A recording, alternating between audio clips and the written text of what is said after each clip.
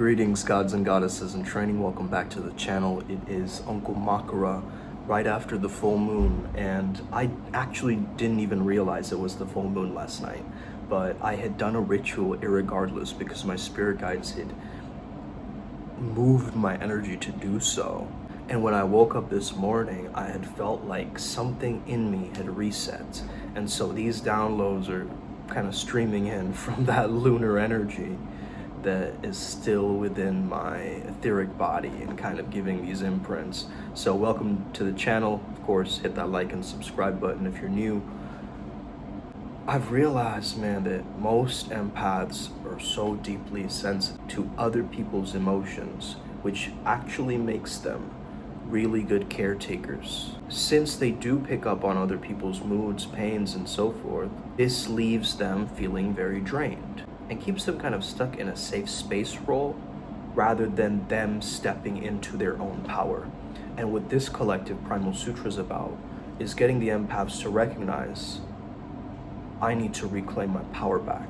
I can't keep fragmenting my soul and trying to help others without taking care of myself. Right? And I think this is a very important lesson. You might be helpful, you might be a good person, you might be contributing a lot to society, but at the same time, you need to also care for yourself.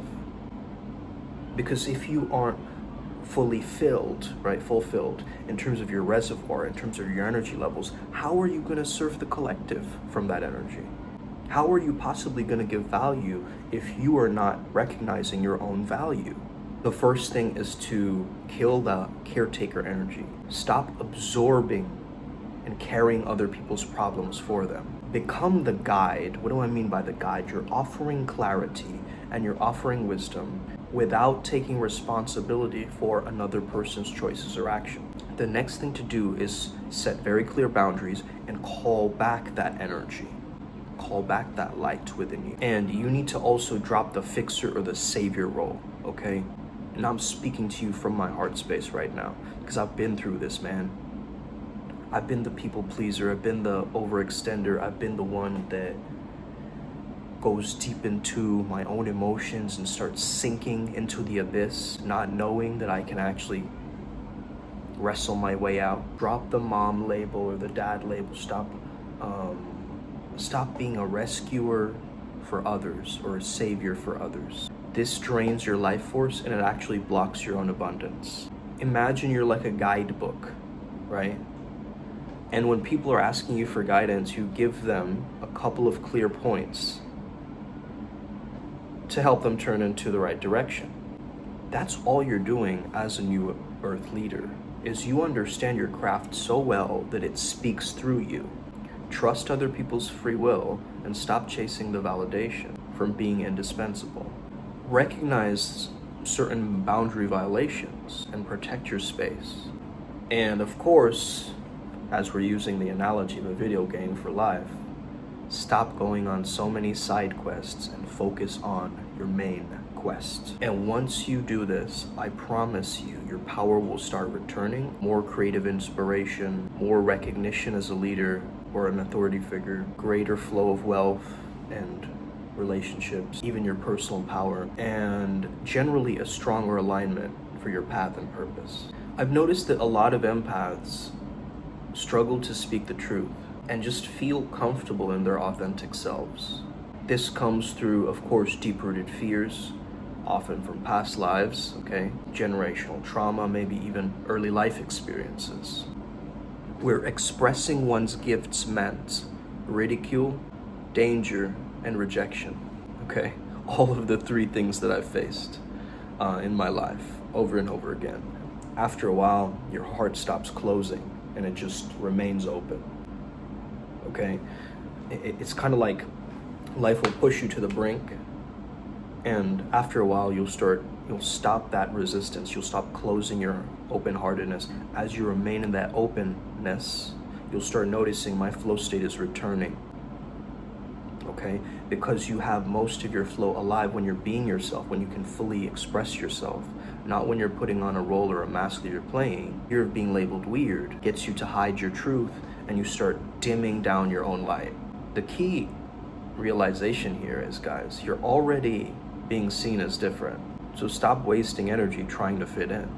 Embracing your uniqueness shows that you are connected to higher authority and wisdom and power. The real issue is not your fear of speaking up. It's the fear of speaking to people that will never get you. Are we registering this? So ask yourself, what am I really afraid of? Identify the exact fears of that judgment or that rejection, and realize you're already misunderstood by some. So guess what? You have everything to gain and nothing to lose. You gotta find your black sheep crew. You get what I mean? The misfit mystics. You gotta find your own tribe. We have our own tribe. Of course, you can join our Telegram group if you resonate. Be around other multidimensional thinkers.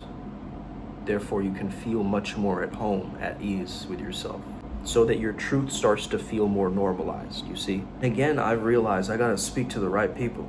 I gotta speak to the right audience. I can't mass produce my content like for everybody. I've gotta be very clinical in who I'm speaking to. So you gotta focus your truth and gifts on those that will resonate with it, not those who resist it. They're not meant for that. They're not magnetized to that. You're not here to convert skeptics into your path. When the student is ready, the teacher arrives. You're here to serve the ones who are ready. The thing is, you didn't come here to be normal. You came to break generational patterns, shift paradigms, heal generations. Stop dimming your light for people that will never understand it. Release the fear of being judged or being seen as too much or too weird, things like this. Share your work, wisdom, products, and services openly, because your authenticity magnetizes the right individuals. Use this technology, this thing we call social media, as an actual way to share, right? Right now it's interest media. Things you're interested in, you keep seeing on your feed, but are you being social with the actual app? Sending reels to your friends is not socializing. It's kind of like spamming, okay? Though I understand it's like a reel is you're scrolling and then you're going, oh, this person will like this, so I'll send it to them. This person will like that, so I'll send it to them, right? But you gotta break old rules and kind of create your new approaches to life. Because honestly, I've known this my whole life. I don't know why I haven't been talking about this more. Is that I gotta own my uniqueness and use that to my advantage instead of my flaw. Forget all the sage bundles, overpriced talismans, weird anti-hex sprays. The strongest spiritual protection is not found in some occult or magic shop. It's growing inside you. Because once you heal yourself, you patch every hole in your energy field. So these parasites, toxic people, low vibe entities, lower astral beings, they can't even get access to you anymore. Why? Because they don't have a thing to hook or latch onto. Usually these beings, they latch onto your trauma. You see, most spiritual attacks are just cosmic snipers directing you from the astral realm. They're just your unhealed wounds acting as open Wi-Fi signal for anything nasty to log into. So you can keep playing spiritual whack-a-mole with every shadow you think is after you, or you can close the damn portal by actually doing the inner work. Healing is the only protection that can't be faked, that can't be stolen, and can't be broken. So when you're editing yourself, you're trying on, other people's hats, you're chasing paths that were handed down to you because of guilt or, cultural conditioning, or, oh, this is what successful people do, therefore, now you're just grinding, you're not flowing. And grinding is a spiritual sandpaper for your soul. Be you fully, without apologizing. Unapologetically authentic. Yes, indeed, yes, indeed. Because your natural state is already plugged into the current. And the more you dilute it with imitation, the slower your current runs. So stay in your lane and the lane becomes a river. Drift into anybody else's and you're paddling in puddles. Healing isn't about bulldozing right into your main trauma like some kind of an action movie. That's how you get paralyzed. You don't slay the monster by just staring it down, right? You can take a quote from Carl Jung and think, oh, I was staring at the abyss and the abyss stared back. But that's not really gonna help you when it comes down to actual shadow work. You have to use a shield, you have to look indirectly, and honestly, sometimes you just gotta cut it clean when the time is right.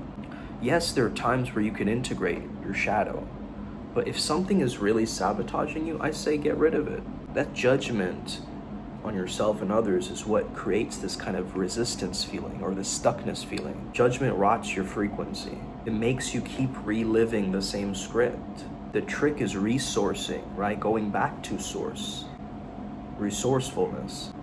You gotta swing like a pendulum from the really good stuff in your life and the really horrible stuff in your life, so you find a neutral channel you can rest in. Let the joy, the laughter, and the wisdom remind you that you are more than what has hurt you in the past. Name what happened. Name what you felt. Let it breathe. You can do this by yourself in the mirror. You can do this with a friend. You can do this with a trusted advisor. You can do this with a therapist.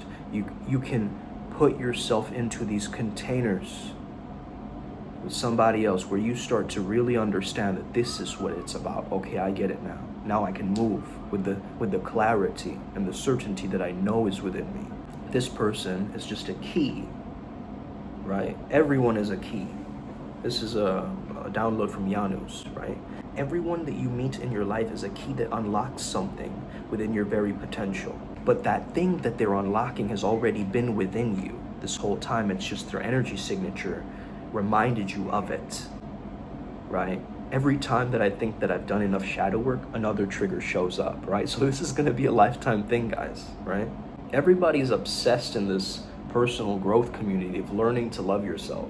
But the self you're trying to love is just an ego in a nicer shirt or something. You guys get what I mean? Your personality, your storyline, your triggers, your body. This is all rented equipment, guys. They're not gonna be around forever. Your real nature isn't something you have to learn to love. It is love. Okay, mic drop moment. It always has been. But that needy self-referential ego machine throws up walls of judgment, tries to survive, creates resentment, creates a me first to block this signal of connection happening. You don't find love like loose change hidden in a couch. You just strip away what is covering it. Your soul came here for a fucking miraculous life, man. But deep down, you already know that. The mind then starts yanking on your leash. What will Frederick say to me? I wonder if Rajesh will ever accept my apology. Will my cousin ever see this post that I eventually may end up making about them? What if they will laugh at me if I do that, right? This is the inner critic. It just keeps chattering, just keeps talking nonstop. This is the trap and the loop, guys. People pleasing, fear of judgment, rejection, all things that I've faced as an empath. That's not harmless overthinking, it's theft. It's theft of your time, it's theft of your energy, it's theft of your ideal, it's theft of your destiny. Because every time you let fear decide for you, you're signing over the creative rights to someone else's opinion. But it's an opinion, right? Your opposite, your opposition is trying to put a pin on you, trying to classify you like that's where he is, that's who he is, right? The op wants to put a pin on you, so therefore you must remain adaptable, weavable like water, so they can never catch you. This is why we embrace the walking paradox mentality. Because so what? You think my enemy understands my moves? You think the Matrix understands my moves? I can't even be recognized by this algorithm properly. It's like every single video is a little bit different and spiritual and unhinged and a little bit eclectic, and that there's installations coming in. It's like, right? That's the energy of it. But that's how the real me does remain. Man, what a wild trip, huh? This life is a trip, way better than any psychedelic. You're living inside a mental prison for imaginary critics who might judge you. You've heard it 1,000 times. Don't care what people think about you, okay? Oh, thank you so much, sir. What a cute slogan, right? Let me put that on my bumper sticker. In fact, you know what? I'll put it up on my billboard so that everyone can watch and see the majesty that is there. You can't flip a switch and understand that neurological pattern isn't there. That's like telling a smoker for 30 years, it's like, just don't crave the nicotine, okay? You need a newer dominant pattern to replace the old one. Here's what's happening most of the time. Your energy is going out due to the hypothetical opinions of others. Out to strangers online, out to the ghost of your high school teacher, to what if I fail and then they see me fail? That's energy leaking. It comes through your thoughts. This is what I understood very recently, guys. My energy leak comes through my inner critic thinking as it starts spinning. But if you take your hands and you imagine you have a box in front of you, a gift box, okay? Now take this gift box and place it towards your heart space. Let it center you and connect you with the gift and the truth that you're here to give in this incarnation. That's your inner sanctum. It's all yours. Your joy, your peace, your childlike wonder, your own soul's fuel source. Now I want you to look inside that box that's placed in your heart space right now and ask yourself, what brings me joy today? What makes me happy today? What makes me want to dance, sing, create more? What makes my heart feel like it's expanding instead of contracting? What makes my inner child come out and want to play? Do this today, not next year, okay? Don't watch this video years later and try to do it. Save it on your watch later or whatever. When you focus on this box daily, okay? They say don't think outside the box, right? I'm not thinking outside the box, right? The box is right here. So you're teaching your nervous system now to feel joy. And you're creating possibility, expansion, childlike wonder as a baseline for you. Flow state is a baseline for you, right? I've been listening to the sound file that the adepts have access to, this kind of flow state rewiring before sleep, and it's already working in a fascinating way for me, guys. You're not fighting your fear out of judgment, you're outsourcing it. You're crowding it out. Think of it like this, right? You're planting a garden, and you fill every square inch of soil with these very vibrant looking flowers. Then there's no space for weeds to take root. And if a weed does pop up in the midst of all of those flowers, it's easy to pull out because the soil is rich with life. You keep telling yourself, my problem is that I care too much at what people think of me. No, that is a symptom. The real problem is you're not choosing your joy enough. Your attention is defaulting outwards instead of inwards. Are you getting this? Or is this just another video you're gonna watch and not take action on it? Your energy is leaking into the approval economy instead of your own creative economy. And when you do choose your joy unapologetically and consistently daily, the people-pleasing patterns, they start to look redonkulous. It's absolutely bizarre to me that I need to please this other character in this movie to gain some worthy aspect or concept of self. You won't want to trade your joy for somebody else's passing opinion. It'll feel like a really bad deal, like a business negotiation or gone wrong or some shit, right? Some of you still think that joy is optional. Oh, yeah, joy, that's a bonus. It's just a sprinkle on the top of life once the real work is done. No. Joy is the real work. Joy is the fuel for courage, your creativity, your resilience. When you're in joy, you take more risks, speak more freely, you're more magnetic. You become the type of person that people want to hire, people want to follow, click subscribe, and actually listen to. And this is not this fake chirpy positivity like, hey there guys, welcome to me.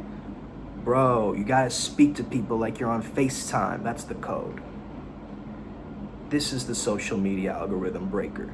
When I can talk to you like I'm talking to my flow me, right? A flow homie. And that's the vocabulary I'm using, okay? So that's a cosmic level truth.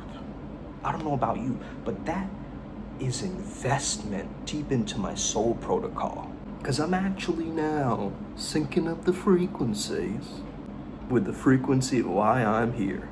That's when the doors open. That's when the synchronicities stack. That's when you go from trying to flowing. So I'm challenging you starting today. Keep harnessing that mystery gift box. And at least at the very basic minimum, ask yourself, what would bring me joy today? What would spark joy in my life today? If it doesn't spark joy, get rid of it. Marie Kondo method, right?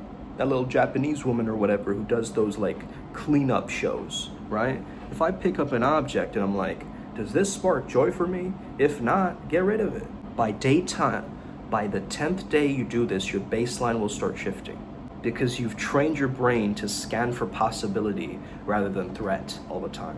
You'll notice you have more energy. You'll catch yourself almost caring what somebody thinks, but it'll slide right off like water off a duck's back because you have too many cool things to start thinking about.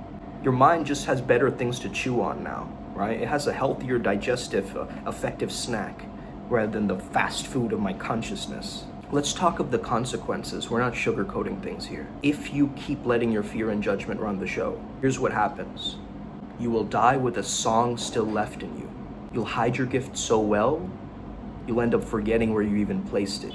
You'll end up living a watered down, half asleep life, wondering why everything feels fine, but never amazing. You'll become a caretaker of other people's comfort instead of a steward of your own purpose. Now, some of you are listening to this video and you're already classifying yourselves, right? Oh, I'm like that.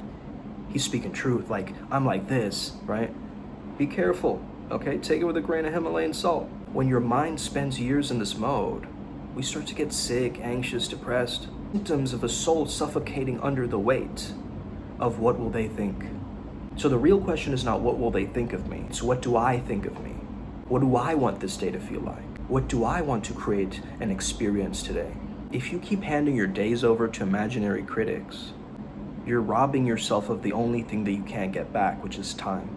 Here's your permission slip. Not from me, this is coming straight from Source Consciousness. Here we are broadcasting from Source Consciousness TV, okay? Stop toning yourself down to be more acceptable. Stop playing at 60% when you know you're built for 111%. Let the weird out, let the genius out. Let the raw, unedited part of you take the wheel. That's the version of you that will attract the right people, the right opportunities, the right resources. That's the version that will feel fulfilled, not just successful. So I hope you enjoyed this transmission today, okay? Feed that gift box with joy and love and abundance. Look at it daily and choose joy. Actually choose it. Like you're picking from a menu. I'm gonna choose joy today.